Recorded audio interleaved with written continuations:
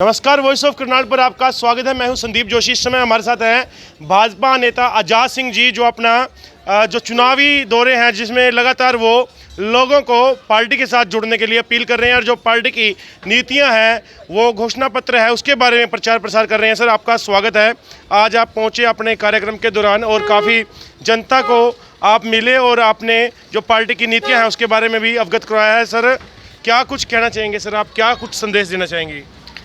सबसे पहले मैं वॉइस ऑफ करनाल का और पूरे मीडिया के साथियों का बहुत बहुत धन्यवाद करता हूं कि आप लोगों ने इतना कीमती समय निकाला और जनता को संदेश देने के लिए आप इतने उत्सुक हैं और अपनी जिम्मेदारी निभा रहे हैं। आपका बहुत बहुत धन्यवाद है सभी साथियों का। दूसरा ये है कि आप सबको पता है कि आने वाली 25 मई को हमारे देश का, भारत का एक राष्ट्रीय पर्व है, लोकतंत्र का जो पर्व है, उस दिन चुनाव होना है। ये हमारा लोकतांत्रिक पर्व है। इस लोकतांत्रिक पर्व की गरिमा को मद्देनज़र रखते हुए, ध्यान रखते हुए, हमें सिर्फ ये काम करना है कि देश का हित कहाँ सुरक्षित है, देश के लोगों को सिर्फ इतना एजुकेट करना है, देश के लोगों से इतना आग्रह करना है हमें कि देश के लोगों के जहाँ हित सुरक्षित है वहाँ अपना मतदान करें और अच्छे तरीके से मतदान करें। और आप सब को पता है कि भाई भारतीय जनता पार्टी देश में किस कदर काम कर रही है जनहित में, और गरीब से लेकर गरीब को सशक्त बनाने का काम किया है, मध्यम वर्ग को ऊपर उठाने का काम किया है, किसान को तरक्की की ओर ले जाने का काम किया है और अपना जितना भी इंफ्रास्ट्रक्चर है उसको बढ़ाने का काम किया है। आयुष्मान योजना का अगर हम ध्यान दें तो कोई गरीब व्यक्ति कभी सोच नहीं सकता था कि भाई गरीब व्यक्ति किसी प्राइवेट हॉस्पिटल में जाकर अपना इलाज करा सकता है। 5 लाख रुपए तक का इलाज का जो खर्च है वो सरकार खुद वहन करती है और ये पूरे देश में लागू है। और अब तो ऐसा हो गया है, अब गरीब व्यक्ति की सीमा तोड़कर अब देश के जो हमारे हरियाणा के जो पूर्व मुख्यमंत्री थे, माननीय मुख्यमंत्री जी, तत्कालीन मुख्यमंत्री थे श्री मनोहर लाल जी, उन्होंने ये घोषणा की थी कि जो 1,80,000 से ऊपर के जो लोग हैं, किसी भी कैटेगरी के लोग होंगे, कितनी भी आय हो उनकी, वो अपने उसके जो एक मुश्त जो फीस है, कहीं 1500 रुपये है, कहीं कितनी है, वो अपनी फ़ीस देकर अपने उसका योजना का लाभ ले सकता है। हर कोई व्यक्ति उसका लाभ ले सकता है। अब इसका पात्र हो गया है। हरियाणा में कितनी बड़ी एक ये राहत हरियाणा सरकार ने, जो मनोहर जी की सरकार ने, भारतीय जनता पार्टी की सरकार ने लोगों को दी है। और लाल डोरे की ज़मीन का अगर हम जिक्र करें तो बरसों से ब्रिटिश गवर्नमेंट के टाइम से लाल डोरे की ज़मीन के अंदर हमारे जो लोग बैठे हुए थे गाँव में, कभी उस ज़मीन के मालिक नहीं हुए थे। उनको मालिकाना हक अगर किसी ने दिया तो वो मनोहर लाल जी ने दिया, भारतीय जनता पार्टी की सरकार ने दिया।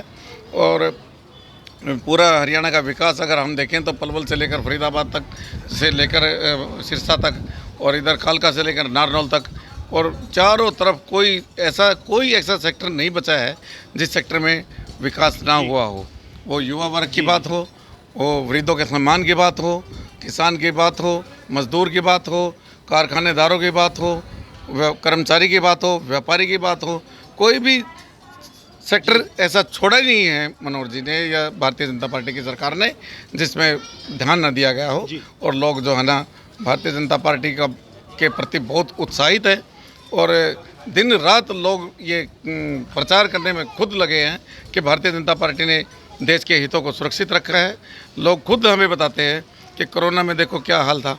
150 देशों को मोदी जी ने दवाई भारत के नाम से पहुंचाई है।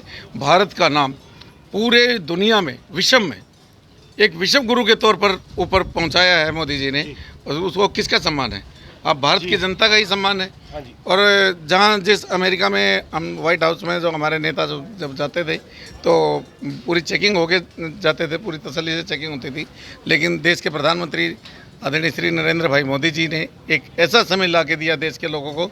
12,000 भारतीय एक साथ बिना जूते निकाले व्हाइट हाउस में एंटर करे, सब लोगों का पूरा सम्मान हुआ। तो ये बहुत बड़ी बात है, भारत के लिए बहुत गर्व की बात है, भारत की जनता के लिए बहुत गर्व की बात है।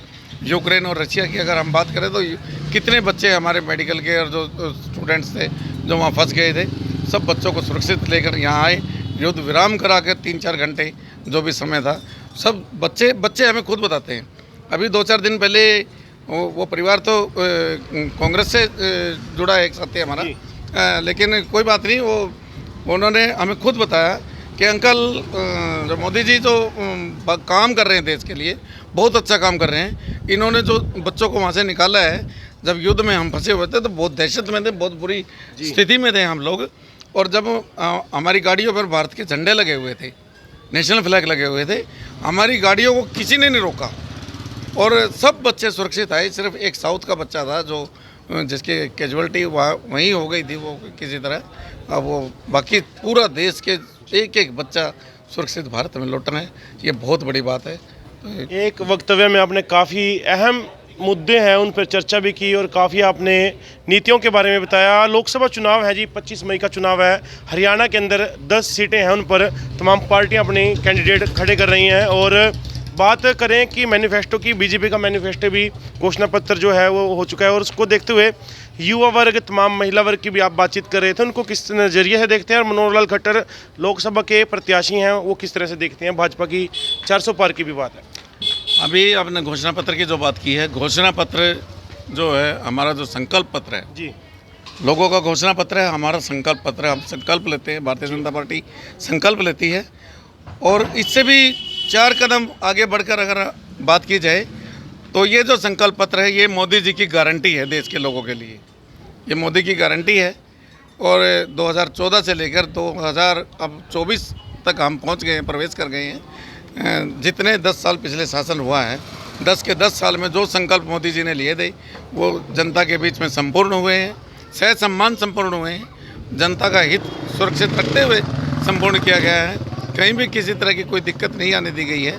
और जो आप लोग मनोहर जी की बात करें, 10 सीटों की बात कर रहे हैं, तो जनता का जो उत्साह है, देश की जनता का जो उत्साह है, न केवल हरियाणा की 10 सीटें जी, बल्कि पूरे देश की जनता इतनी उत्साहित है कि इस बार 400 पार का जो नारा दिया है वो देश की जनता का नारा है, वो भारतीय जनता पार्टी का नहीं है। वो देश की जनता खूब चाहती है कि इस बार हम 400 पार करके मोदी जी को देंगे, और ताकि देश जो है ना पूरे विश्व में 1 नंबर पर पहुंच जाए। हमारी जो जीडीपी है वो बहुत ऊंचे लेवल पर पहुंच जाए, हमारा जो विकास है जो बहुत ऊंचे लेवल पर पहुंच जाए।